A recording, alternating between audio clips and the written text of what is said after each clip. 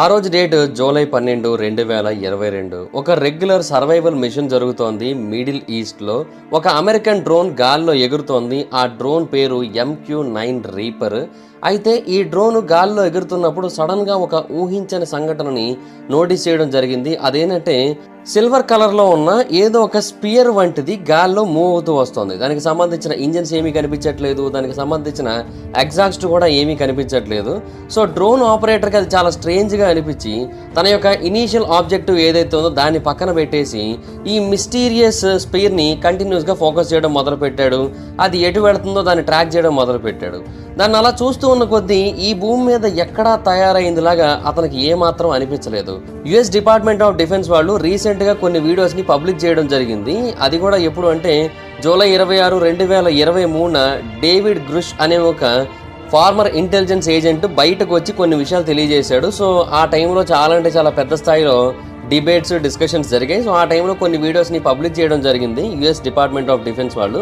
So అందులో ఈ video కూడా ఒకటనమాట. డేవిడ్ ఏం చెబుతూ వచ్చాడంటే యుఎస్ గవర్నమెంట్ చాలా భారీ స్థాయిలో ఇటువంటి మిస్టీరియస్ ఫ్లయింగ్ ఆబ్జెక్ట్స్కి సంబంధించిన డేటాని హైడ్ చేస్తూ వస్తోంది, మనకెవరికి తెలియకుండా చేస్తోంది. అండ్ ఇంకొకటి ఏంటంటే ఇవన్నీ కూడా నాన్ హ్యూమన్ ఆరిజిన్, అంటే భూమి మీద ఎక్కడా కూడా ఇలాంటివి అయితే తయారు చేయబడలేదని తెలియజేశాడు.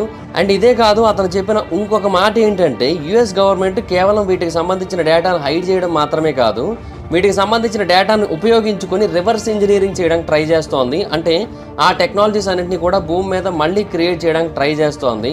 ఆ టైప్ ఆఫ్ టెక్నాలజీ గురించి భూమి మీద ఎవరికీ నాలెడ్జ్ లేదు. ఒకవేళ వాళ్ళు కనుక వాటిని మొట్టమొదటిగా రీక్రియేట్ చేయగలిగినట్టయితే డెఫినెట్గా వాళ్ళే టాప్ అవుతారు కదా అనే ఉద్దేశంతో వీటన్నిటిని కూడా క్రియేట్ చేయాలని ట్రై చేస్తోంది అని అయితే అతను తెలియజేయడం జరిగింది. బేసిక్గా 1906 సంవత్సరం నుంచి 2024 వరకు మనం చూసుకుంటే చాలా చోట్ల యూఎఫ్ఓ సైటింగ్స్ అయితే జరిగాయి. కాకపోతే చాలా వాటిని డిస్మిస్ చేసేయడం, లేదంటే వాటిని ఆప్టికల్ ఇల్యూషన్స్గా పేర్కొనడం, లేదంటే ఫిక్షన్గా కొట్టిపడేయడం ఇలా జరుగుతూ వచ్చింది. బట్ చాలామంది చెప్పేది ఏంటంటే ఇవి నిజంగానే జరిగాయని చెబుతూ వచ్చారు. అండ్ వీటికి సంబంధించిన ఎన్నో వీడియోస్ ఇప్పుడు మెల్లిమెల్లిగా బయటపడుతూ ఉంటే ఇది నిజమేనేమో అనే ఒపీనియన్ చాలామందికి అయితే వస్తోంది. అండ్ ఇంకొకటి ఏంటంటే ఎవరో ర్యాండమ్ విట్నెస్లు చెప్పడం మాత్రమే కాదు కదా, గవర్నమెంట్కి చెందిన కస్టమ్స్ ఏజెన్సీస్ కానీ, బార్డర్ ప్రొటెక్షన్ ఏజెన్సీస్ కానీ ఇవన్నీ కూడా తెలియజేస్తూ వస్తున్నాయి. ఇలాంటి వాటిని మేము చాలాసార్లు చూడడం జరిగిందని. ఈవెన్ నాసా వాళ్ళు కూడా రీసెంట్గా వీటికి సంబంధించిన ఇన్వెస్టిగేషన్లో జాయిన్ అవ్వడం జరిగింది. సో భూమి మీద అసలు ఏం జరుగుతుంది అనే విషయాన్ని కొంచెం డీటెయిల్గా తెలుసుకుందాం. అంటే ఈ యూఎఫ్ఓలు అనేవి నిజంగానే ఉన్నాయా, అండ్ ఉన్నట్టయితే వాటిని ఎందుకు హైడ్ చేసే ప్రయత్నం చేస్తున్నారు, అండ్ ఇప్పటి వరకు జరిగిన కొన్ని మిస్టీరియస్ యూఎఫ్ఓ ఇన్సిడెంట్స్ ఏంటి, ఇవన్నీ కూడా ఈ వీడియోలో కొంచెం డీటెయిల్గా తెలుసుకునే ప్రయత్నం చేద్దాం. సో ఇంకెందుకు late, let's get in to the video. బేసిక్గా డేవిడ్ ఎన్నో ఏళ్ల క్రితమే ఈ విషయాల గురించి తెలియజేశాడు. కాకపోతే ఏంటంటే వాటి యొక్క ఇంపాక్ట్ పీపుల్ మీద ఎక్కువగా లేదు. ఎందుకంటే పీపుల్కి వాటి గురించి తెలియాలి అంటే ఆ క్లాసిఫైడ్ డాక్యుమెంట్స్ ఏవైతే ఉన్నాయో డీక్లాసిఫై అవ్వాల్సి ఉంటుంది కదా. హాయ్ ఫ్రెండ్స్, మీరు ఎప్పుడైనా సరే 5,000 రూపాయల ప్రోడక్ట్ 250 రూపాయలకు రావడానికి గమనించారా? లేదు కదా. కానీ అమెజాన్, ఫ్లిప్కార్ట్ లాంటి కంపెనీస్ ఏం చేస్తూ ఉంటాయంటే కొన్ని గోల్డెన్ హవర్స్ టైంలో మెగా డీల్స్ ఇస్తూ ఉంటాయి. ఆ డీల్స్ టైంలో ఒక్కొక్క ప్రోడక్ట్ మీద 90% నుంచి 95% వరకు డిస్కౌంట్ అయితే ఉంటుంది. అయితే ఈ డీల్స్ కోసం మీరు కాన్స్టెంట్గా ఆ యాప్స్ చెక్ చేస్తూ ఉండలేదు కదా. కానీ మీకోసం నేను వాటన్నిటిని కూడా కాన్స్టెంట్గా చెక్ చేస్తూ ఉంటాను. అండ్ దాంట్లో ఎప్పుడు ఏ డీల్ పెట్టినా కూడా ఇమీడియట్గా మీకు ఆ ప్రోడక్ట్ని అయితే షేర్ చేస్తాను. మీరు ఇమీడియట్గా ఆ ప్రోడక్ట్ని పర్చేస్ చేయొచ్చు దాని నుంచే. అండ్ అంతేకాదు కొన్ని ఎక్స్ట్రాడినరీ ప్రొడక్ట్స్ ఉంటాయి, వాటిని మీరు బయట ఎక్కడ కూడా చూడరు. వాటి గురించి కూడా నేను మీకు షేర్ చేస్తాను. మీరు సింపుల్గా చేయాల్సింది ఒకటే, కింద డిస్క్రిప్షన్లో మన టెలిగ్రామ్ ఛానల్ లింక్, మన వాట్సాప్ ఛానల్ లింక్, మన ఇన్స్టా బ్రాడ్కాస్ట్ ఛానల్ లింక్ ఉంటాయి. వీటిలో మీరు ఏ యాప్ ఎక్కువగా వాడతారో ఆ యాప్కి సంబంధించిన లింక్ మీద క్లిక్ చేసి ఆ యాప్లో ఉన్న మన ఛానల్ని ఫాలో అవ్వండి. దాంట్లో రెగ్యులర్గా చాలా ప్రొడక్ట్స్ అయితే మీకు అప్డేట్ అవుతూ ఉంటాయి. అండ్ ఆ ప్రొడక్ట్స్లో మీకు ఏది నచ్చినట్టయితే దాన్ని మీరు కొనుగోలు చేయొచ్చు వెంటనే. సో డిస్క్రిప్షన్లో లింక్స్ ఉన్నాయి, వెంటనే ఫాలో అవ్వండి. సో అప్పటి వరకు ఎవరికి తెలియలేదన్నమాట. అయితే ఈ యూఎఫ్ఓ ఎన్కౌంటర్స్లో అమెరికన్ మిలిటరీ పైలట్ చాలా మంది ఉండడం జరిగింది. అలాంటి వాళ్ళలో అత్యంత ముఖ్యమైన పర్సన్ అయిన రిటైర్డ్ కమాండర్ డేవిడ్ ఫ్రావర్ కూడా ఉండడం జరిగింది. ఈ డేవిడ్ అనే పర్సన్ కూడా ఆ టైంలో అతనికి చాలా సపోర్ట్ చేస్తూ వచ్చాడు. ఇతను బేసిక్గా ఎలైట్ నేవీ ఫ్లైట్ పైలట్ స్కూల్లో గ్రాడ్యుయేట్, దాన్ని టాప్ గన్ అని పిలుస్తారు. ఈ టాప్ గన్ అనే పదం మనకు బాగా తెలుసు, టామ్ క్రూజ్ బాగా ఫేమస్ చేయడం జరిగింది సినిమాల్లో, బట్ అది రియల్గా కూడా ఉంది. అయితే 2004 సంవత్సరంలో ఇతను యుఎస్ఎస్ నిమిడ్జ్ అనే ఒక షిప్ మీద రెగ్యులర్గా విజిట్స్ అన్ని చేస్తున్న టైంలో, ఇది బేసిక్గా ఒక ఎయిర్ క్రాఫ్ట్ క్యారియర్. సో వాళ్ళు ఏంటంటే పసిఫిక్ ఓషన్లో రెగ్యులర్గా ఎక్సర్సైజ్ చేస్తూ ఉంటారు. సో అలాగే పసిఫిక్ ఓషన్లో ఆ రోజు అతను ఎక్సర్సైజ్ చేస్తూ ఉన్నాడు. అండ్ అతను ఆ టైంలో రెనౌండ్ బ్లాక్ ఏసెస్ స్ట్రైక్ స్క్వాడ్రన్కి కమాండర్గా కూడా ఉండడం జరిగింది. వీళ్ళు one of the most powerful US squad అని చెప్పొచ్చు. అయితే ఆ రోజు డేట్ నవంబర్ 14, 2004 సంవత్సరం శాండియాగోకి సౌత్ వెస్ట్ భాగంలో సుమారుగా 160 కిలోమీటర్ల దూరంలో వీళ్ళైతే ఎక్సర్సైజ్ చేస్తున్నారు. వెదర్ అంతా కూడా చాలా పర్ఫెక్ట్గా ఉంది మాన్యువర్స్ అన్ని చేయడానికి. సో అందుకని అతని యొక్క వింగ్ మెన్ అయిన లెఫ్టినెంట్ అలెక్స్ డేట్రిచ్ అనే పర్సన్ వీళ్ళిద్దరూ కూడా అన్నింటినీ మానిటర్ చేస్తున్న టైంలో ఆ షిప్తో పాటుగా కొన్ని మిసైల్ క్రూజర్స్ కూడా ఉన్నాయి. వాటిలో ఒక దాని నుంచి ఒక అలర్ట్ వచ్చింది.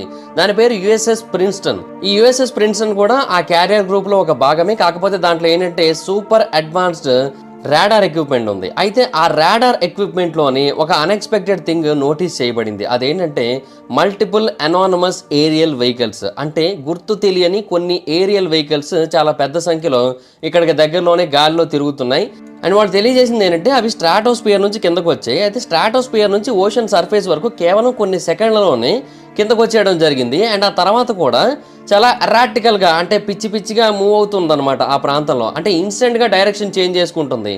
ఒక దగ్గర ఒకసారి కనబడుతోంది, కానీ ఇమీడియట్గా వేరే దగ్గర కనబడుతోంది. సో మనుషులు తయారు చేసిన ఏ ఎయిర్ క్రాఫ్ట్ అయినా కూడా అంత ఫాస్ట్గా అలాంటి పనులు అయితే చేయలేదు. సో దాని మూవ్మెంట్స్ ఈ ప్రిన్స్టన్ వాళ్ళని ఎంతలా కన్ఫ్యూజ్ చేశాయంటే వాళ్ళ ఎక్విప్మెంట్లో ఏదైనా ప్రాబ్లం ఉందేమో అనుకొని వాళ్ళ ఎక్విప్మెంట్ మొత్తాన్ని కూడా రీస్టార్ట్ చేశారు. బట్ అయినా కూడా ఆ మిస్టీరియస్ క్లిప్స్ ఇంకా డబల్ అయ్యాయి, వ్యానిష్ అయిపోలేదు. సో ఇమీడియట్గా దీని గురించి వాళ్ళకైతే తెలియజేశారు. సో అక్కడ ఏం జరిగిందో తెలుసుకోవడం కోసం వీళ్ళిద్దరూ కూడా వాళ్ళ ఓన్ ఎయిర్ క్రాఫ్ట్ వేసుకొని బయలుదేరారు. అండ్ ఆ రోజు వాళ్ళు అక్కడ చూసిన ఇన్సిడెంట్ ఇప్పటికీ కూడా వాళ్ళని జీవితాంతం వెంటాడుతూ ఉంటుందని అయితే వాళ్ళు తెలియజేస్తూ ఉంటారు. ఒక strange long white oval shaped object నీటి యొక్క సర్ఫేస్కి కొంచెం ఎత్తులో గాలిలో తిరుగుతోంది. దానికి వింగ్స్ లేవు, విజిబుల్ ఇంజన్స్ లేవు, దాని మీద ఎలాంటి మార్కింగ్స్ లేవు, కానీ ఇష్టం వచ్చినట్టుగా మూవ్ అవుతూ వస్తుంది, అటు ఇటు. బేసిక్గా రాడార్లో వచ్చిన డీటెయిల్స్ని బట్టి ఇది చాలా పెద్దదై ఉండొచ్చు అని ఎక్స్పెక్ట్ చేయడం జరిగింది. బట్ అక్కడికి వెళ్ళి చూస్తే మాత్రం ఇది చాలా చిన్నగా ఉంది, కేవలం 15 మీటర్స్ మాత్రమే ఉంది. అంటే ఒక సూపర్ హార్నెట్ ఫైటర్ జెట్ ఏదైతే ఉంటుందో దానికంటే చిన్నగా ఉందన్నమాట. సో ఇది ఏంటో వాళ్ళకి చూడగానే అర్థం కాలేదు. సో దానికి దగ్గరగా వెళ్ళి అసలు ఏంటో తెలుసుకుందామన్న ఉద్దేశంతో చాలా క్లోజ్ అయ్యారు. వన్స్ వీళ్ళిద్దరూ దానికి క్లోజ్ అవ్వగానే విత్ ఇన్ సెకండ్స్లో అది కనుచూపు మేర దాటేసి కనిపించకుండా మాయమైపోయింది. అది ఏమైందో ఇప్పటికీ తెలియదు. అయితే వీళ్ళ ఫైటర్ జెట్స్లో ఇన్ఫ్రారెడ్ కెమెరాస్ ఉంటాయి కదా, ఆ కెమెరాస్కి సంబంధించిన వీడియో క్లిప్స్ని గవర్నమెంట్ అప్పట్లో ఎవరికీ తెలియకుండా దాచేసింది. బట్ ఆ తర్వాత ఎప్పుడైతే ఇష్యూ అయ్యిందో అప్పుడు ఫైనల్గా ఆ వీడియోస్ని అయితే బయటకు రిలీజ్ చేయడం జరిగింది. అండ్ ఆ వీడియోస్లో అది చాలా స్పష్టంగా కనబడుతుంది. కేవలం 3 సెకండ్లలో కనుచూపు మేరలోంచి అవతలకు వెళ్ళిపోయింది అండ్ ఏమైపోయిందో తెలియకుండా పోయింది. అయితే ఆ తర్వాత రాడార్ ఆపరేటర్స్ తెలియజేసిన విషయం ఏంటి అంటే అవి ఒక సెకండ్కి సుమారుగా 30 కిలోమీటర్ల వేగంతో ప్రయాణించాయని తెలియజేశారు. అంటే కేవలం 3 కిలోమీటర్ల దూరంలోనే అవి 100 కిలోమీటర్ల వరకు వెళ్ళిపోయాయంట. సో మరి ఒక సెకండ్కి మోర్ దాన్ 30 కిలోమీటర్స్ కదా. సో అప్రాక్సిమేట్లీ 30 కిలోమీటర్స్ అనుకున్నా కూడా అది కూడా చాలా పెద్ద వేగం. అది భూమి మీద ఇప్పటి వరకు ఏ మ్యాన్ మేడ్ ఆబ్జెక్ట్ కూడా అంత వేగంగా వెళ్ళలేదు. అండ్ ఇంకొకటి ఏంటంటే అట్మాస్ఫిరిక్ రెసిస్టెన్స్ అనేది ఒకటి ఉంటుంది, దానికి తగ్గట్టుగా మనం ట్రావెల్ చేయాల్సి ఉంటుంది. కానీ దాంట్లో అదేమీ కనబడట్లేదు. ఇప్పుడు మోడర్న్ రాకెట్స్ అంత దూరం ట్రావెల్ చేయాలంటే ఖచ్చితంగా కొన్ని నిమిషాల టైం అయితే తీసుకుంటాయి. ఎందుకంటే అంత ఫాస్ట్గా వెళ్ళినట్టయితే దాంట్లో ఉన్న క్రూ మెంబర్స్ మీద స్ట్రాంగ్ జీ ఫోర్సెస్ పడతాయి. ఇప్పుడు మోడర్న్ రాకెట్స్లో ఉండే వాళ్ళ మీద 3Gs ఫోర్స్ అయితే పడుతుంది. అంటే ఎర్త్ యొక్క గ్రావిటీతో కంపేర్ చేస్తే 3 టైమ్స్ ఉంటుందన్నమాట అక్కడ గ్రావిటీ. సో ఎవరైనా అన్ప్రిపేర్డ్ పర్సన్ కనుక అక్కడ ఉన్నట్టయితే ఖచ్చితంగా కళ్ళు తిరిగి పడిపోతారు. సో అంత యాక్సలరేషన్ ఉంటుంది. అండ్ ఇంకొకటి ఏంటంటే వాళ్ళు 0 నుంచి ఇమీడియట్గా చాలా ఫాస్ట్గా వెళ్ళిపోవడం జరిగింది కదా. సో వాళ్ళ యొక్క స్పీడ్ని మనం నోటీస్ చేసినట్టయితే more than 3000 Gs of gravity వాళ్ళ మీద పడింది. అంత రేంజ్లో వాళ్ళు యాక్సలరేషన్ ఇవ్వడం జరిగిందని తెలియజేశారు. సో ఏ హ్యూమన్ పైలట్ దాన్ని తట్టుకోలేడు, ఏ హ్యూమన్ ఎయిర్ క్రాఫ్ట్ కూడా దాన్ని హ్యాండిల్ అయితే చేయలేదు. సో డెఫినెట్గా ఇది మనుషులు చేసిందైతే కాదని డేవిడ్కి, అలెక్స్కి ఇద్దరికి కూడా అర్థమైంది.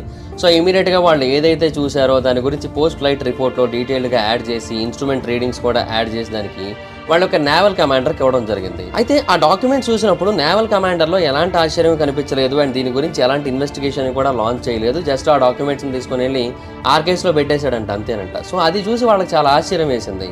సో అప్పుడు చాలామందికి అర్థమైన విషయం ఏంటంటే పెంటగాన్కి ఆల్రెడీ ఈ విషయం గురించి తెలుసు. పెంటగాన్ అనేది యుఎస్ డిఫెన్స్ యొక్క మెయిన్ ప్లేస్ అని చెప్పొచ్చు, ఒక బేస్ లాంటిది అది.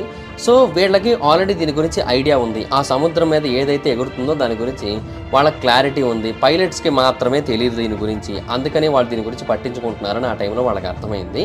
అండ్ బేసిక్గా సమ్మర్ 2014 టైంలో ఈ యూఎఫ్ఓస్ చాలా ఎక్కువగా కనబడటం మొదలుపెట్టాయి. ఆ టైంలో యుఎస్ఎస్ థియోడర్ రూస్వెల్ట్ అనే ఒక ఎయిర్ క్రాఫ్ట్ క్యారియర్ కూడా సేమ్ అట్లాంటిక్ ఓషన్లో కొన్ని ఎక్సర్సైజ్ అనేవి చేస్తున్న టైంలో వాళ్ళకు కూడా సేమ్ ఇదే కైండ్ ఆఫ్ సిచ్యువేషన్ అయితే ఎదురైంది. వాళ్ళు ఆ టైంలో వర్జీనియా తీరానికి చాలా దగ్గరలోనే ఉన్నారు. అయితే ఆ టైంలో ఆ షిప్ని సుమారుగా 20-30 అన్ఐడెంటిఫైడ్ ఆబ్జెక్ట్స్ కంటిన్యూస్గా మానిటర్ చేయడం జరిగింది. సో ఆ టైంలో ఏమైందంటే ఒక టిక్ టాక్ అయితే 2 ఫైటర్ జెట్స్ మధ్యలోంచి చాలా వేగంగా దూసుకెళ్ళిందంట కూడా. సో బేసిక్గా ప్రోటోకాల్ ఫాలో అవ్వనట్టే ఒకవేళ మ్యాన్ మేడ్ ఆబ్జెక్ట్ అయినట్టయితే. సో పైలట్స్ ఇమీడియట్గా దీని గురించి వాళ్ళ యొక్క సుపీరియర్స్కి అయితే రిపోర్ట్ చేయడం జరిగింది. ఒక ఆబ్జెక్ట్ మా మధ్యలో దూసుకెళ్ళింది, అది ఒక క్యూబ్ లా కనబడింది అండ్ దాని చుట్టూ ఒక ట్రాన్స్పరెంట్ స్పియర్ కూడా ఉందని తెలియజేశారు. అలాగే మార్చ్ 2015 సంవత్సరంలో కొంతమంది పైలట్స్ సేమ్ ఎయిర్ క్రాఫ్ట్ క్యారియర్లో ఉన్నప్పుడు ఒక విజువల్ రికార్డ్ చేయడం జరిగింది. అందులో ఒక స్ట్రేంజ్ ఆబ్జెక్ట్ చాలా అంటే చాలా ఫాస్ట్గా మూవ్ అవుతోంది అండ్ అంతేకాకుండా దాని యొక్క ఫ్లిప్స్ కూడా చాలా డిఫరెంట్గా ఉన్నాయి. మనుషులు తయారు చేసిన ఏ ఆబ్జెక్ట్ కూడా అలాగైతే ఫ్లిప్ చేయలేదు. సో దాన్ని చూసిన లెఫ్టినెంట్ అయిన రియాన్ గ్రేవ్స్ అనే ఒక పర్సన్ చాలా అంటే చాలా స్పష్టంగా ఈ ఇష్యూస్ గురించి జరుగుతున్న డిస్కషన్స్లో మాట్లాడటం జరిగింది. సో ఈ క్యారియర్ గ్రూప్స్ అందరూ కూడా వీటి గురించి కంటిన్యూస్గా చెబుతూ వచ్చారు అండ్ ఆ వీడియోలో 5 సెకండ్ల పాటు స్పష్టంగా కనబడుతూ ఉంటుంది. ఆ వీడియోని తీసుకొని వెళ్ళి సుపీరియర్స్కి చూపిస్తే వాళ్ళు ఏం మాట్లాడలేదు, జస్ట్ వాటిని చూశారు, అవునా ఓకే సరే అయితే మీరు చెప్పారు కదా వెళ్ళిపోండి అన్నారంట అంతే. సో ఈ అన్ఐడెంటిఫైడ్ ఆబ్జెక్ట్స్ గురించి ఎందుకు వాడు పట్టించుకోవట్లేదు అనేది ఎవరికి అర్థం కాలే.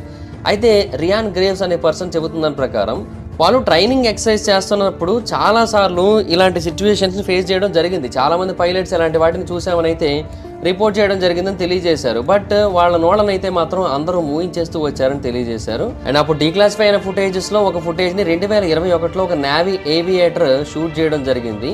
అండ్ దాంట్లో కూడా మనకి చాలా డీటెయిల్డ్గా ఒక అన్ఐడెంటిఫైడ్ ఆబ్జెక్ట్ అయితే కనబడుతూ ఉంటుంది. దాన్ని యుఏపి అని అఫీషియల్ డాక్యుమెంట్స్లో మెన్షన్ చేస్తూ వచ్చారు. అంటే అన్ఐడెంటిఫైడ్ ఏరియల్ ఫెనామినాన్ అని అయితే మెన్షన్ చేస్తూ వచ్చారు. అదేంటనేది ఎవరికి చెప్పే ప్రయత్నం చేయలేదు, చూపించే ప్రయత్నం కూడా చేయలేదు. సో బేసిక్గా పెంటగాన్కి దీని గురించి మొత్తం తెలుసు, కాకపోతే ఏంటంటే దీని గురించి బయట పెట్టట్లేదు అని అయితే అర్థమవుతోంది. అంటే ఈ విషయాలు కనుక బయటకు తెలిసినట్టయితే మేబీ ప్రాబ్లం అవుతుందని అనుకున్నారో ఏమో కానీ వాళ్ళైతే బయట పెట్టలేదు. బట్ చాలామంది విజువల్ బ్లోవర్స్ అంటే ఈ డీటెయిల్స్ అన్నిటిని బయట పెట్టేసే వాళ్ళు ఉన్నారు కదా, సో వాళ్ళందరూ కూడా బయటకు వచ్చి చెబుతున్నప్పుడు ఇంకా వేరే ఆప్షన్ లేక వీటన్నిటిని కూడా బయటకు రిలీజ్ అయితే చేయాల్సి వచ్చింది పెంటగాన్కి. అయితే ఇప్పుడు వాళ్ళు చెప్పిన డీటెయిల్సే కాకుండా ఇంతకుముందు గతంలో కొన్ని యూఎఫ్ఓ ఎన్కౌంటర్స్ జరిగాయి. వాటిని పబ్లిక్ చాలా అంటే చాలా సీరియస్గా తీసుకోవడం జరిగింది. బట్ గవర్నమెంట్స్ అయితే మాత్రం నాన్ సెన్స్ అని కొట్టిపడేయడం జరిగింది. సో అలాంటి వాటి గురించి కొంచెం డీటెయిల్గా మాట్లాడుకుందాం. బేసిక్గా రాస్వెల్ ఇన్సిడెంట్ గురించి మనకు అందరికీ తెలిసిందే.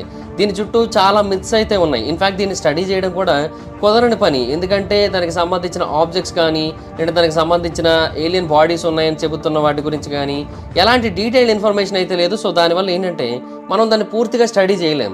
అయితే ఈ యూఎఫ్ఓ అనే దాని గురించి, ఈ ఫ్లయింగ్ సాసర్స్ అనే పదం గురించి మొట్టమొదటిగా సెన్సేషన్ అయింది అయితే మాత్రం జూన్ 24, 1947న వాషింగ్టన్ స్టేట్లో బిజినెస్ మ్యాన్ అయిన కెన్నెత్ ఆర్నాల్డ్ అనే ఒక పర్సన్ క్యాస్కేడ్ మౌంటైన్స్ మీదుగా తన యొక్క చిన్న ఎయిర్ క్రాఫ్ట్ని తీసుకొని గాలిలో ఎగురుతున్నాడు.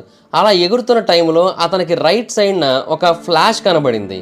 అండ్ ఆ ఫ్లాష్ని చూసినప్పుడు అతనికి 1 కాదు 2 కాదు 9 డిస్క్ షేప్డ్ ఆబ్జెక్ట్స్ ఆ మౌంటైన్ రిడ్జ్ మీదుగా ప్రయాణిస్తూ కనిపించాయి. అండ్ ఇంకొకటి ఏంటంటే అవన్నీ కూడా ఒక ఆర్డర్ ఫాలో అవుతున్నట్టుగా తెలుస్తూ వచ్చింది. ఆర్నాల్డ్ బేసిక్గా ఒక ఎక్స్పీరియన్స్డ్ పైలట్, అతనికి ఫ్లైట్స్ వేగాల గురించి స్పష్టంగా ఐడియా ఉంది. అతను చెప్పింది ఏంటంటే ఆ రోజు అతను చూసిన డిస్క్ షేప్డ్ ఆబ్జెక్ట్స్ 1900 కిలోమీటర్స్ వేగంతో ప్రయాణిస్తూ వచ్చాయని తెలియజేశాడు. అయితే బేసిక్గా ఆ టైంకి మనుషులు తయారు చేసిన వాటిలో అత్యంత వేగంగా ప్రయాణించేది బెల్ X-1 అనే ఎయిర్ క్రాఫ్ట్. ఇది సౌండ్ బ్యారియర్ని కూడా దాటేసి ప్రయాణిస్తుంది. కానీ దాని యొక్క వేగం ఎంత, మ్యాక్సిమం 1127 కిలోమీటర్ల వేగం గంటకి. సో ఇవి 1900 కిలోమీటర్ల వేగంతో ప్రయాణిస్తున్నాయంటే ఖచ్చితంగా మ్యాన్ మేడ్ ఆబ్జెక్ట్స్ అయితే కాదు.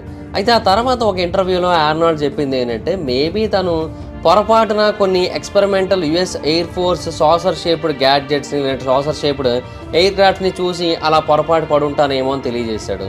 దానికంటే కొద్ది రోజుల ముందు కాలిఫోర్నియాలోని ఒక ఎయిర్ బేస్లోకి అతన్ని తీసుకొని వెళ్ళి అతనితో చాలాసేపు అక్కడ ఉన్న అఫీషియల్స్ మాట్లాడటం జరిగింది. సో మిలిటరీ వాళ్ళతో మాట్లాడిన తర్వాత మేబీ నేను చూసింది మనుషులు చేసింది అయి ఉండొచ్చు, నేను కన్ఫ్యూజ్ అయి ఉండొచ్చు అని తెలియజేశాడు. సో చాలా మందికి ఇది ఒక అనుమానాన్ని క్రియేట్ చేసింది. అంటే యుఎస్ గవర్నమెంట్ అతను నిజంగా చూసిన దాన్ని కావాలని అబద్ధమని మళ్ళీ చెప్పిస్తోంది. ప్రజలందరికీ కూడా దీని గురించి అనుమానం రాకుండా అనైతే అనుమానం క్రియేట్ చేసింది. కాకపోతే ఏంటంటే అప్పటికే చాలా వరకు ఆర్నాల్డ్ స్టోరీ ప్రపంచవ్యాప్తంగా స్ప్రెడ్ అయిపోయింది. ఇన్ఫ్యాక్ట్ ఆ తర్వాత నుంచి కూడా ఈ ఫ్లయింగ్ సాసర్స్కి సంబంధించిన రిపోర్ట్స్ అనేవి విపరీతంగా పెరిగిపోయాయి. వీటి గురించి చెప్పిన వాళ్ళలో మోస్ట్ కామన్ పాయింట్స్ ఏంటంటే అవి చాలా అంటే చాలా ఫాస్ట్గా వెళ్తూ ఉంటాయి అండ్ డైరెక్షన్ని కూడా ఇమీడియట్గా చేంజ్ చేసుకుంటూ ఉంటాయి అండ్ గ్రావిటీని అసలు ఏమాత్రం పట్టించుకోని విధంగానే ప్రయాణిస్తూ ఉంటాయి. ఇవే వాళ్ళు చెప్పిన మెయిన్ పాయింట్స్. అండ్ వాటికి సంబంధించిన ఇంజన్స్ ఏవి కూడా కనిపించమని కూడా చాలామంది తెలియజేయడం జరిగింది. సో అందుకని యుఎస్ మిలిటరీ వాళ్ళు అప్పట్లో ఏం చేశారంటే ఒక సీక్రెట్ ప్రాజెక్ట్ని క్రియేట్ చేయడం జరిగింది.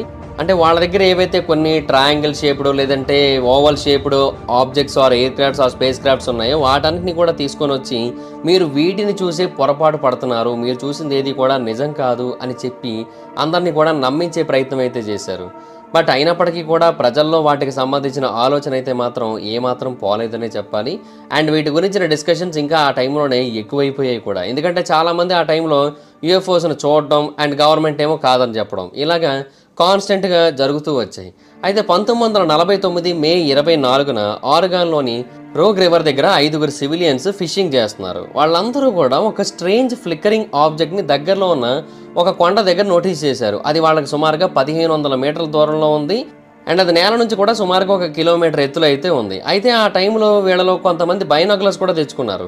ఆ బైనాకులర్స్ను ఉపయోగించి దాన్ని చూసినప్పుడు అది ఒక డిస్క్ షేప్డ్ ఆబ్జెక్ట్ అయితే స్పష్టంగా కనబడింది. మెటల్తో తయారు చేయబడింది. దాని యొక్క ఎడ్జ్ చాలా హారిజాంటల్గా ఉంది. అండ్ దాని యొక్క ఇంజన్స్ కానీ లేదంటే దానికి సంబంధించిన ఓపెనింగ్స్ కానీ ఎక్కడా కూడా కనిపించలేదు. సో దాని యొక్క సైజుని కంపేర్ చేసినట్టయితే ఒక C-47 డోగ్లాస్ ఎయిర్ క్రాఫ్ట్తో మ్యాచ్ అవుతుందని తెలియజేశారు. అంటే దాని యొక్క డయామీటర్ కూడా 20 మీటర్స్ ఉంటుంది. ఇది కూడా అంతే ఉందని తెలియజేశారు. అయితే వాళ్ళు చూసిన కొద్దిసేపటికే ఇది కంప్లీట్గా అక్కడ నుంచి మాయమైపోయింది. ఆ తర్వాత ఏమైపోయిందో ఎవరికీ తెలియదు. చాలా అంటే చాలా వేగంగా అక్కడ నుంచి ప్రయాణిస్తూ వెళ్ళిపోయింది. మరి ఆ తర్వాత కనిపించలేదు కూడా. అయితే అక్కడ ఉన్న 5గురిలో ఒకరేమో AMES రీసెర్చ్ ల్యాబొరేటరీలో పనిచేస్తున్న పర్సన్, ఇంకొకరేమో ఏరోనాటికల్ ల్యాబ్లో పనిచేస్తున్న పర్సన్. వాళ్ళకి హాబీ ఫిషింగ్ అంటే.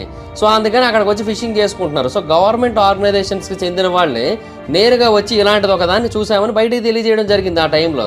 బట్ ఆ తర్వాత మళ్ళీ కొద్ది రోజుల తర్వాత లేదులేండి మేము ఒక రెగ్యులర్ ఏరోప్లేన్నే చూసి పొరపాటు పడ్డామేమో అని తెలియజేశారు. సో బేసిక్గా ఇలాగా వాళ్ళు చాలాసార్లు చూస్తున్నారు. కానీ గవర్నమెంట్ వాళ్ళతో మాట్లాడిన తర్వాత ఏమో లేదు మాకు సంబంధం లేదు, మేము చూసింది నార్మల్ ఎయిర్ క్రాఫ్టే, మేము పొరపాటు పడ్డాం, ఇలా కవర్ చేస్తూ వచ్చారు. సో దానివల్ల ఏంటంటే చాలామందికి వీటి మీద అనుమానం అనేది ఇంకా ఎక్కువైపోయిందనే చెప్పాలి. అయితే ఆ తర్వాత వాళ్ళు చూసిన వాటిని మాత్రం అన్ఐడెంటిఫైడ్ ఏరియల్ ఫెనోమెనాన్ కానీ గవర్నమెంట్ డాక్యుమెంట్స్లో మెన్షన్ చేయడం జరిగింది. యాక్చువల్గా ఇది కూడా మనకి తెలియదు. ఇదంతా జరిగింది ఎన్నో సంవత్సరాల క్రితం. కాకపోతే ఏంటంటే ఎప్పుడైతే ప్రాజెక్ట్ బ్లూ బుక్ అనే ఒక లెజెండరీ ప్రాజెక్ట్కి సంబంధించిన డీటెయిల్స్ అన్ని కూడా డీక్లాసిఫై చేయడం జరిగిందో ఆ టైంలో మనకి దీనికి సంబంధించిన ఇన్ఫర్మేషన్ అంతా కూడా తెలిసింది. అండ్ బేసిక్గా 1947 నుంచి 1969 మధ్యలోనే 12,618 టోటల్ సైటింగ్స్ అయితే రికార్డ్ అవ్వడం జరిగింది. అండ్ వాటిలో 701ని అన్ఐడెంటిఫైడ్ ఆబ్జెక్ట్స్గా లేదంటే అన్ఐడెంటిఫైడ్ ఏరియల్ ఫెనోమెనాన్గా గవర్నమెంట్ వాళ్ళు పేర్కొనడం జరిగింది. అంటే మిగతా వాటన్నింటినీ కూడా ఏంటంటే ఎయిర్ బెలూన్స్ గానో లేదంటే మిలిటరీ వాళ్ళ ఎయిర్ క్రాఫ్ట్స్ గానో లేదంటే గవర్నమెంట్ సీక్రెట్ టెస్ట్లు గానో ఏదో ఒక రకంగా కొట్టిపడేయడం జరిగింది. బట్ వీటిని మాత్రం కొట్టి పడేయలేకపోయారు. సో బేసిక్గా టోటల్ నెంబర్లో ఇది 5.3% అనమాట. సో 5.3% వరకు మార్జినల్ ఎర్రర్స్ జరిగే అవకాశం అయితే లేదు. సో డెఫినెట్గా అవన్నీ కూడా నిజమే అయి ఉండొచ్చు అని అయితే చాలామంది నమ్ముతూ వస్తున్నారు. సో ఆ 700 ఒక్క ఇన్సిడెంట్లే కాదు, వీళ్ళు కొట్టిపడేసిన వాటిలో కూడా చాలా వరకు నిజాలు దాగి ఉన్నాయి, రహస్యాలు దాగి ఉన్నాయని అయితే చాలామంది నమ్ముతూ ఉంటారు. ఇన్ఫ్యాక్ట్ కొన్ని కొండల ప్రాంతాల్లో రీసెర్చ్లు చేస్తున్న వాళ్ళకి కనబడ్డాయి. అలాగే చాలామంది పోలీస్ ఆఫీసర్స్ కూడా వీటి గురించి చాలాసార్లు ఇన్ఫర్మేషన్ ఇవ్వడం జరిగింది. అయితే ఇంకొక పాపులర్ ఇన్సిడెంట్ కూడా ఉంది. అది 1964 ఏప్రిల్ 24న న్యూ మెక్సికోలోని సొకారో అనే ఒక టౌన్ యొక్క అవుట్స్కట్స్లో జరిగింది. బేసిక్గా ఆ టైంలో ఒక పోలీస్ ఆఫీసర్ ఉన్నాడు. తన పేరు లానీ జమోరా. ఈ జమోరా అనే పర్సన్ ఏంటంటే ఒక క్రిమినల్ని చేస్ చేస్తూ వస్తున్నాడు. అంటే బేసిక్గా అతను స్పీడ్ వైలేటర్, మరి పెద్ద క్రిమినల్ ఏం కాదులేండి. కాకపోతే ఏంటంటే అతన్ని చేస్ చేస్తూ వస్తున్నాడు. అయితే ఆ టైంలో ఒక దగ్గరకు వచ్చేసరికి అతనికి రైట్ సైడ్లో పెద్ద ఎక్స్ప్లోషన్ వినిపించింది. అతనికి ఒక ఆరెంజ్ బ్లూ ఫ్లాష్ కూడా కనబడింది జమోరాకి. సో ఏం జరిగిందో అతనికి అర్థం కాక ఇమీడియట్గా ఆగిపోయాడు. సరే ఆడు పోతే పోయాడు, ఆడి సంగతి తర్వాత చూసుకోవచ్చులేని ఆ స్పీడ్ వైలేటర్ని వదిలేసి ఇక్కడ ఏం జరుగుతుందో తెలుసుకోవడానికి ఆ కొండల లోపలికి వెళ్ళాడు. బేసిక్గా మొదట అతను ఏమనుకున్నాడంటే ఏదైనా డైనమైట్ ఎక్స్ప్లోషనో లేదంటే ఒక ప్లేన్ క్రాష్ అవడమో అలా ఏదైనా జరిగి ఉండొచ్చేమో అని అనుకోవడం జరిగింది. బట్ తీరా అక్కడికి వెళ్ళి చూస్తేనేమో ఒక స్ట్రేంజ్ ఓవల్ షేప్డ్ ఆబ్జెక్ట్ భూమి నుంచి 150 మీటర్ల ఎత్తులో కనబడింది. దానికి 4 లెగ్స్ ఉన్నాయి. ఆ లెగ్స్ మీదే అది భూమి మీద అయితే నిలబడుతోంది. అండ్ అతను అలా నోటీస్ చేస్తూ ఉండగా దాని మీద ఒక మిస్టీరియస్ బ్రైట్ రెడ్ సింబల్ కూడా కనబడింది. అది చూడడానికి ఒక యారో ఉండి దాని చుట్టూ ఒక సెమీ సర్కిల్ ఉన్నట్టు కనిపించింది. అండ్ అదంతా జమోరా దాని నుంచి ఇద్దరు క్రూ మెంబర్స్ బయటకు రావడానికి గమనించాడు. వాళ్ళు చాలా వైట్ కలర్ డ్రెస్సులు వేసుకున్నారు. అండ్ వాళ్ళు ఈదర్ షార్ట్ అడల్ట్స్ లేదంటే టాల్ చిల్డ్రన్ అని తెలియజేశారు. ఎందుకంటే చూడడానికి అలాగే ఉన్నారంట. అండ్ వాళ్ళిద్దరిలో ఒకరు ఈ పోలీస్ మ్యాన్ నోటీస్ చేశారు. ఇమీడియట్గా దాని లోపలికి వెళ్ళిపోయారు అండ్ అది ఆన్ అయిపోయింది. అండ్ ఇందాక అతను ఏవైతే ఆరెంజ్ బ్లూ లైట్స్ చూశాడో అవే బ్లూ లైట్స్ని ఇది మళ్ళీ బయటికి రిలీజ్ చేస్తూ అక్కడ నుంచి స్టార్ట్ అవ్వడం మొదలుపెట్టింది, మెల్లిగా గాల్లోకి ఎగరడం మొదలుపెట్టింది. అండ్ అలా ఎగిరేటప్పుడు అది చాలా పెద్ద సౌండ్ని క్రియేట్ చేసింది. బేసిక్గా జమ్మోరా ఏమనుకున్నాడంటే ఆ సౌండ్ విని అది పేలిపోద్దేమో అనుకున్నాడు, కానీ అది కొద్దిసేపు అలా గాల్లో తేలిన తర్వాత ఇమీడియట్గా అక్కడ నుంచి ఫాస్ట్గా వెళ్ళిపోయింది. కనుచూపు మేరలోకి వితిన్ సెకండ్స్లోనే వెళ్ళిపోయి ఆ తర్వాత కనిపించకుండా మాయమైపోయింది. 1952లో వాషింగ్టన్లో కొన్ని గ్లోయింగ్ స్పియర్స్ కనిపించాయి. అవి ఇవి సేమ్ ఒకలాగే ఉన్నాయని అయితే అతను అభిప్రాయపడ్డాడు. అండ్ ఇమీడియట్గా ఈ విషయం గురించి తన అఫీషియల్స్కి అయితే తెలియజేశాడు. వాళ్ళందరూ ఆ ప్రాంతానికి వచ్చారు. ఇన్ఫ్యాక్ట్ ఆ ప్రాంతంలో వాళ్ళకి బర్న్ట్ ప్లాంట్స్ కనిపించాయి, అలాగే 4 ఇంప్రింట్స్ కూడా కనిపించాయి. అండ్ అంతేకాకుండా యుఎస్ ఎయిర్ ఫోర్స్ వాళ్ళు ఆ ప్రాంతానికి వచ్చి కంప్లీట్గా ఆ ప్రాంతాన్ని వాళ్ళ ఆధీనంలో తీసుకొని ఆ ప్రాంతంలో పూర్తి స్థాయిలో ఇన్వెస్టిగేషన్ అయితే చేసి దానికి సంబంధించిన డాక్యుమెంటేషన్స్ అన్నింటినీ కూడా గవర్నమెంట్ అఫీషియల్స్కి సబ్మిట్ చేసి ఆ ప్రాంతంలో ఒక అన్ఐడెంటిఫైడ్ ఏరియల్ ఫెనోమెనా జరిగినట్టుగా అందరికీ కూడా చెప్పడం జరిగింది. బట్ అయినా కూడా గవర్నమెంట్ దాన్ని లేదు, అతను దేన్నో చూసి ఏదో అనుకున్నాడని అయితే కొట్టిపడేయడం జరిగింది. అండ్ ఇంకొకటి ఏంటంటే ఇదంతా కూడా జరిగింది వైట్ శాండ్స్ మిసైల్ రేంజ్కి చాలా దగ్గరలో అనమాట. సో అందువల్ల ఒక డౌట్ వచ్చింది చాలా మందికి. అదేంటంటే ఇప్పుడు మనం ఎలాగైతే వేరే గ్రహాలని మానిటర్ చేయడానికి ట్రై చేస్తున్నామో, వేరే గ్రహాల మీద ఏముందో తెలుసుకోవడానికి ట్రై చేస్తున్నామో, అలాగే ఏలియన్స్ యూఎఫ్ఓలను వేసుకొని భూమి మీదకి రావడం, భూమి మీద ఏముందో తెలుసుకోవడానికి ట్రై చేయడం వంటివి చేస్తూ ఉండొచ్చేమో, భూమిని రెగ్యులర్గా వాళ్ళు గమనిస్తూ ఉండొచ్చేమో అనే అనుమానం కూడా చాలా మందికి అయితే వచ్చింది. బట్ కొంతమంది మాత్రం జొమారో కేవలం తనకి పేరు రావడం కోసం ఈ కథను సృష్టించి ఆ ఫేక్ ఫుట్ ప్రింట్స్ని కానీ అంటే ఫేక్ ప్రూఫ్స్ని కానీ క్రియేట్ చేయడం జరిగిందని నమ్ముతూ ఉంటారు. బట్ పెంటగాన్ మనకి దీని గురించి తెలియజేయకుండా దాస్తోంది అని తెలియజేస్తూ ఉంటారు. ఇన్ఫ్యాక్ట్ వాళ్ళు తెలియజేసింది ఏంటంటే ఈ ఏలియన్స్ మన భూమి మీదకి అటాక్ వస్తున్నారు, అంటే వాళ్ళు మనల్ని కంప్లీట్గా వాళ్ళ గుప్పెట్లో పెట్టుకోవడానికి ట్రై చేస్తున్నారని చాలామంది తెలియజేస్తూ ఉంటారు. ఇన్ఫ్యాక్ట్ ఇంకొక ఇన్సిడెంట్ కూడా జరిగిందని చాలామంది అఫీషియల్స్ తెలియజేస్తూ వచ్చారు. అదేంటంటే యుఎస్ గవర్నమెంట్కి చెందిన ఒక న్యూక్లియర్ సైట్లో, అంటే అక్కడ న్యూక్లియర్ మిసైల్స్ అన్నీ కూడా ఉన్నాయి. సో ఆ ప్రాంతానికి ఇలాంటి కొన్ని అన్ఐడెంటిఫైడ్ ఆబ్జెక్ట్స్ వచ్చాయి. అండ్ ఆ టైంలో వీటిని పేల్చడం కోసం ఆ న్యూక్లియర్ మిసైల్ ఒకదాన్ని పేలుద్దామని ట్రై చేస్తే అవేవి పేలట్లేదంట, అవన్నీ కూడా పనిచేయట్లేదంట. అంటే వాళ్ళు కంప్లీట్గా మన మీద ఫోకస్ చేసే ప్రయత్నం చేస్తున్నారని చాలామంది తెలియజేస్తూ ఉంటారు. అండ్ ఇంకొక ఇన్సిడెంట్లో ఏం జరిగిందంటే ఇలాంటి కొన్ని అన్ఐడెంటిఫైడ్ ఆబ్జెక్ట్స్ని యుఎస్ యొక్క పైభాగంలో, న్యూ హ్యాంప్షైర్ యొక్క పైభాగంలో చూడడం జరిగింది. అయితే కొంతమంది అఫీషియల్స్ అవి ఏంటో తెలుసుకుందామని వాటికి దగ్గరగా వెళితే అవి వెంటనే కనుచూపు మేరలోకి చాలా అంటే చాలా వేగంగా వెళ్ళిపోవడం జరిగింది. ఆ తర్వాత మాయమైపోయి కూడా. అయితే ఆ తర్వాత వీళ్ళు వెనక్కి వచ్చేస్తే వితిన్ సెకండ్స్లో మళ్ళీ ఆ ప్రాంతానికి వచ్చేసాయి. సో బేసిక్గా వాళ్ళు చాలా శక్తివంతులు అనే విషయాన్ని మనకి ఇలా తెలియజేస్తున్నారని కూడా చాలామంది చెబుతూ ఉంటారు. ఇన్ఫ్యాక్ట్ ఏలియన్ అబ్డక్షన్స్ కూడా మనం చాలాసార్లు చూసాం, అంటే ఏలియన్ అబ్డక్షన్స్ జరిగాయని వింటూనే ఉన్నాం. అండ్ వాళ్ళు కూడా ఏలియన్స్ వాళ్ళని కిడ్నాప్ చేశారని, వాళ్ళ మీద పరీక్షలు చేశారని, ఇలాంటివన్నీ కూడా మనకి తెలియజేస్తూ ఉంటారు. అండ్ ఇన్ఫ్యాక్ట్ ఆ మ్యాప్స్ కూడా జటా రెటిక్యులేతో మ్యాచ్ అవుతున్నాయి. అంటే ఇది ఒక డబల్ స్టార్ సిస్టమ్, ఇది మనకి 39 లైట్ ఇయర్స్ దూరంలో ఉంది. సో ఒకళ్ళు అదే కనుక నిజమైనట్టయితే అక్కడ నుంచి ఇక్కడ వరకు ఏలియన్స్ వచ్చినట్ట. సో 39 లైట్ ఇయర్స్ని అంత ఈజీగా వాళ్ళు ట్రావెల్ చేయగలిగారు అంటే వాళ్ళు ఎంత అడ్వాన్స్డ్ టెక్నాలజీని కలిగి ఉన్నారు. సో బేసిక్గా ఇది చాలా అంటే చాలా డిఫికల్ట్ క్వశ్చన్, ఎవరు కూడా ఆన్సర్ చేయలేరు. కొంతమంది ఏమో ఇదంతా కూడా కట్టు కదా అని కొట్టిపడేస్తూ ఉంటారు, కొంతమంది ఏమో ఇది నిజంగానే జరిగింది, ఏలియన్స్ మన మీద పరిశోధనలు చేస్తున్నారు, మనకు తెలుసుకోవడానికి ట్రై చేస్తున్నారని తెలియజేస్తూ ఉంటారు. సో ఇలాంటి ఎన్నో ఇన్సిడెంట్స్ అయితే జరుగుతూ ఉన్నాయి. సో అందుకే చాలామంది నమ్మేది ఏంటంటే పెంటగాన్ మన నుంచి ఏదో దాస్తోంది and alien invasion, UFO invasion కనుక జరిగినట్టయితే ఎలా ఎదుర్కోవాలో దాని గురించి వాళ్ళు ఇప్పటి నుంచే సిద్ధంగా ఉన్నారు. కాకపోతే ప్రజలకు దీని గురించి తెలియజేసినట్టయితే డెఫినెట్గా ప్రజలందరూ కూడా భయపడతారు కదా, అందుకని ప్రజలకు దీని గురించి తెలియజేయట్లేదని కూడా కొంతమంది అభిప్రాయపడుతూ ఉంటారు. మరికొంతమంది ఏమంటారంటే ఏలియన్స్ మనతో కాంటాక్ట్ అవ్వడానికి ట్రై చేసింది జస్ట్ మనతో మంచిగా ఉండడానికి అంతే, అంతకుమించి ఇంకేమీ లేదు. కాకపోతే మనం వాళ్ళని సీరియస్గా తీసుకొని వాళ్ళని తప్పుగా అర్థం చేసుకొని వాళ్ళ మీదకి అటాక్ వెళ్ళడానికి ట్రై చేస్తున్నాం. అలా కాకుండా ఏలియన్స్తో స్నేహం చేసినట్టయితే మనకి ఏ ప్రాబ్లమ్స్ ఉండవని కూడా తెలియజేస్తూ ఉంటారు. సో ఈ ఒపీనియన్స్ అయితే ఇలా కంటిన్యూస్గా వినిపిస్తూ ఉంటాయి. మరి మీరేమనుకుంటున్నారు? పెంటగాన్ నిజంగానే మన నుంచి ఈ రహస్యాలన్నీ దాస్తుంది అనుకుంటున్నారా? యుఎఫ్ఓ ఇన్వేషన్ నిజంగా జరిగే అవకాశం ఉందా? అంటే ఏలియన్స్ భూమి మీదకి వచ్చి మన మీద దాడి చేసి మనల్ని వాళ్ళ అండర్లోకి బానిసలుగా మార్చుకునే అవకాశాలు ఉన్నాయి అనుకుంటున్నారా? మీరేమనుకుంటున్నారో కింద కామెంట్ సెక్షన్లో తెలియజేయండి. So that's guys, this is the video. కానీ మీకు నచ్చినట్టయితే లైక్ చేయండి, వీడియో షేర్ చేయండి. ఎప్పటికైనా మన ఛానల్ని సబ్స్క్రైబ్ చేసుకోకపోతే ఇప్పుడే సబ్స్క్రైబ్ చేసుకోండి, పక్కన బెల్ ఐకాన్ ఆన్లో పెట్టుకోండి. నా ఫర్దర్ వీడియోస్ మిస్ అవ్వకుండా చూడొచ్చు. చాలా మంది చూస్తున్నారు కానీ సబ్స్క్రైబ్ చేసుకోవట్లేదు. So please stay to subscribe, click the bell icon also. నా ఇన్స్టాగ్రామ్ ఐడి జబర్దస్త్ మహేందర్, మా కూడా వచ్చినట్టు ఫాలో అవ్వచ్చు. Thank you so much guys. Bye bye. Meet next video. Bye bye. Hi friends, మీరు ఎప్పుడైనా సరే 5,000 రూపాయల ప్రొడక్ట్ 250 రూపాయలకి రావడానికి గమనించారా? లేదు కదా. కానీ అమెజాన్, ఫ్లిప్కార్ట్ లాంటి కంపెనీస్ ఏం చేస్తూ ఉంటాయంటే కొన్ని గోల్డెన్ హవర్స్ టైంలో మెగా డీల్స్ ఇస్తూ ఉంటాయి. ఆ డీల్స్ టైంలో ఒక్కొక్క ప్రొడక్ట్ మీద 90% నుంచి 95% వరకు డిస్కౌంట్ అయితే ఉంటుంది. అయితే ఈ డీల్స్ కోసం మీరు కాన్స్టెంట్గా ఆ యాప్స్ చెక్ చేస్తూ ఉండలేరు కదా. కానీ మీకోసం నేను వాటన్నిటిని కూడా కాన్స్టెంట్గా చెక్ చేస్తూ ఉంటాను. అండ్ దాంట్లో ఎప్పుడు ఏ డీల్ పెట్టినా కూడా ఇమీడియట్గా మీకు ఆ ప్రొడక్ట్ని అయితే షేర్ చేస్తాను. మీరు ఇమీడియట్గా ఆ ప్రొడక్ట్ని పర్చేస్ చేయొచ్చు దాని నుంచే. అండ్ అంతేకాదు కొన్ని ఎక్స్ట్రాడినరీ ప్రొడక్ట్స్ ఉంటాయి, వాటిని మీరు బయట ఎక్కడ కూడా చూడరు. వాటి గురించి కూడా నేను మీకు షేర్ చేస్తాను. మీరు సింపుల్గా చేయాల్సింది ఒకటే, కింద డిస్క్రిప్షన్లో మన టెలిగ్రామ్ ఛానల్ లింక్, మన వాట్సాప్ ఛానల్ లింక్, మన ఇన్స్టా బ్రాడ్కాస్ట్ ఛానల్ లింక్ ఉంటాయి. వీటిలో మీరు ఏ యాప్ ఎక్కువగా వాడతారో ఆ యాప్కి సంబంధించిన లింక్ మీద క్లిక్ చేసి ఆ యాప్లో ఉన్న మన ఛానల్ని ఫాలో అవ్వండి. దాంట్లో రెగ్యులర్గా చాలా ప్రొడక్ట్స్ అయితే మీకు అప్డేట్ అవుతూ ఉంటాయి. అండ్ ఆ ప్రొడక్ట్స్లో మీకు ఏది నచ్చినట్టయితే దాన్ని మీరు కొనుగోలు చేయొచ్చు వెంటనే. సో డిస్క్రిప్షన్లో లింక్స్ ఉన్నాయి, వెంటనే ఫాలో అవ్వండి.